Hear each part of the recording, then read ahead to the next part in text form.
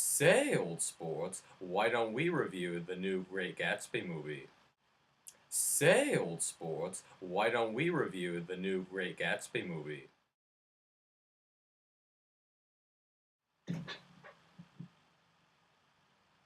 Oh, okay, this'll do.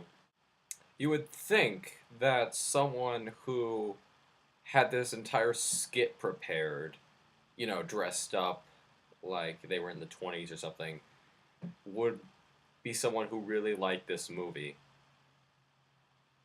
Okay, let me get into this first. Hello and welcome. As you can tell with this title, I'm the Obsessed Movie Man, O.M.M. And we are reviewing The Great Gatsby, the second movie that bears the word great in it, the other being Oz the Great and Powerful. And like Oz the Great and Powerful, Great Gatsby is not that great. It's not bad. It's just not great. Let's those who know Great Gatsby, I'm pretty sure almost a majority of you know. I mean, almost all high schools require people to read this now. Great Gatsby was an F. Scott Fitzgerald novel, the third book I believe he did, and arguably his most famous one. I believe it is his most famous one, and I liked the book. I really liked it. So I heard of the Great Gatsby movie. I always actually thought that I knew they made a Great Gatsby movie, and if I'm correct, they're not all that good. The Robert Redford one, I think even that had some flaws, if I remember correctly. It's been a long time since I've seen it, but when I always thought that if they made a Great Gatsby movie, I swear I thought this already. I thought Leonardo DiCaprio would make a great Gatsby. No pun intended. Actually, yeah, pun intended.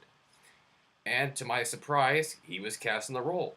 So I thought this was going to be a kick-ass Great Gatsby movie.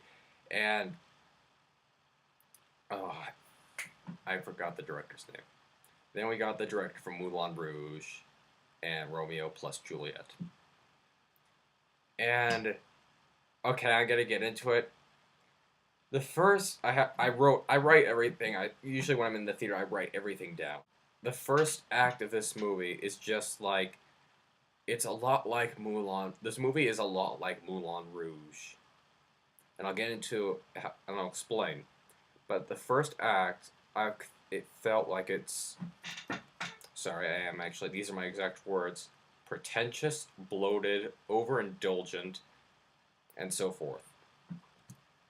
That's the first act, and actually, a lot of the times it comes across as overindulgent and pretentious. Like, okay, it starts off with Nick Carraway, played by Tobey Maguire.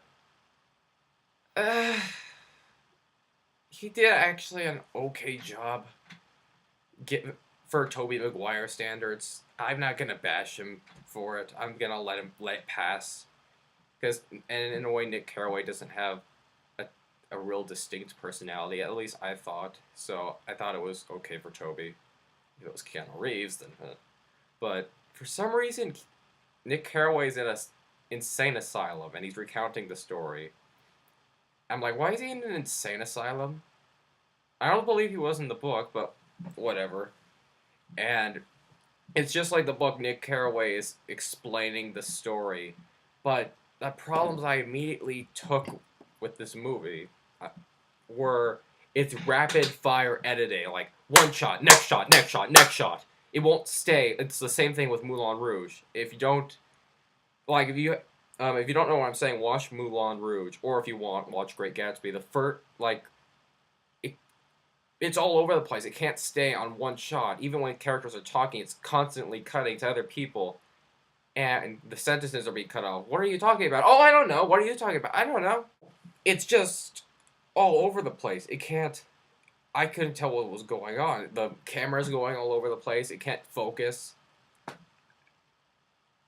And that was the problem I had with Moulin Rouge. It just won't let a scene be.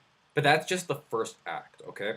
That's only the first act because eventually it gets better. And I mean that in a positive way. It gets better. Like when they finally start to focus on the Gatsby and Daisy, it's the rapid fire editing is toned down. But the design, the it's beautifully designed. It looks incredible. But again, like Moulin Rouge, I feel like this director would be so much better if he was just in charge of directing like the special effects or the art department or just designing the movie. I don't think he's that good at directing. All like pretty much everything, all the dialogue is lifted entirely from the book. And all the dialogue is lifted entirely from the book. Everything is also taken pretty literal in the book. So they literally take like everything that's happens in the book is taken literally. Like Gatsby reaching out towards the light, you actually see Gatsby reaching out. That's not a bad thing, but I just thought that was taking it too literally. Like I'm not sure what you would if you are one person who wants everything to be like the book. If you want the dialogue to be like the book to be the same from the book, that's fine. Usually that works. Sometimes it doesn't. To me, it was very odd because I think only a few lines that were uttered in this movie were original. Aside from that, sounds like everything was directly taken from F. Scott Fitzgerald's book. And I'm not sure that's a good thing or a bad thing because I don't know. It just felt very weird. And then we have the modern rap music, which somewhat works. At times it works, at times it doesn't. I was expecting more jazz music. I wanted to hear more jazz. And okay, fine, they kind of mix the rap and the jazz music together, but I thought it was just out of place. Then we have the acting, which is all good, but it seems like they are literally characters just lifted from the book. They don't seem like characters. Like if you it's just like if some it seems more like someone like actors just reading the book on film. They don't seem like actual characters. Like Tom Buchanan, it sounds like he's saying word for word everything that what he says in the book. It's not the actor's fault. I mean, I thought Tom Buchanan was good. It was a great representation of him, and Jordan Baker was good. Nick Carraway was good. Daisy was good. Myrtle was good. But it just seemed like they were like it was like a staged reading. It didn't feel like they were actually characters. Now, Leonardo DiCaprio. This is the last thing I'll talk about. Good job. He did a good job. Although you could make a drinking game out of how many times he says "old sport," but then again, I think that is in the novel. That's basically a thing he does. But there's something about his voice that sounds too southern, in my opinion. It sort of seems like he's still used to the Django accent he gave in Django. But that's just me. But other than that, I thought fantastic portrayal. So this is a pretty short review. I left the theater a little bit. I slept after seeing this movie because like we got up like really close, and this is a very we didn't get it in 3D, and I that'd be a nightmare because we had to me and my friends we went up to the front row to watch it, even then my eyes were burning at the end, but whatever. Anyway, The Great Gatsby, it's it's better than Oz the Great and Powerful in terms of greatness, and it's a step up from Iron Man 3. So, if I had to give it a rating,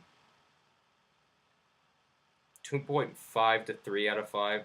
You know what? Screw it. It has its moments. I'd give it a 3 out of 5.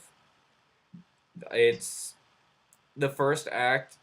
Be prepared because it's just all over the place and you really won't know what's going on. But Leonardo DiCaprio saves this film. He does fine. Tobey Maguire, for what it's worth, he did a good job. Everyone else, fine.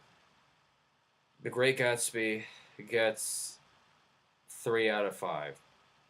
So take it for what it's worth. But if you're like me, who's a big fan of the novel, I'll stick with the novel or the Robert Redford film. You know what? No, I'm just gonna stick with the novel for now. So, this is O.M.M. signing out. Old sports.